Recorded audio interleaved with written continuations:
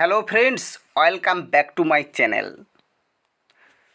আজ আমি তোমাদের সুকুমার রায়ের লেখা নোটবুক কবিতাটি আবৃত্তি করে শোনাচ্ছি।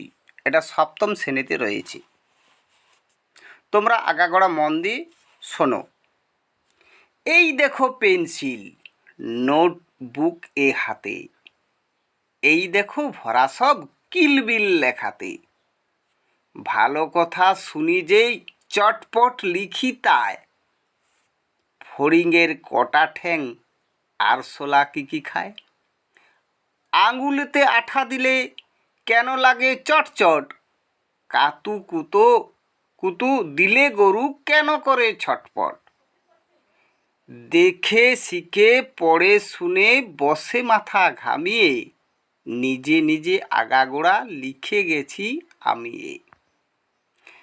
কান করে কটকট, ফোড়া করে টনটন, ওরে রামা ছুটে আয় নিয়ে আয় লণ্ঠন, কাল থেকে মনে মোর লেগে আছে খটকা, ঝোলাগুড় কিসে দেয় সাবান না পটকা, এই বেলা প্রশ্নটা লিখে রাখি গুছিয়ে, জবাবটা জেনে নেব মেজদাকে খুঁচিয়ে, পেট কেন কামড়ায় বলো দেখি পারো কে, বলো দেখি ঝাঁঝ কেন জোয়ানের আরকে, তেজপাতে তেজ কেন, ঝাল কেন লঙ্কায়,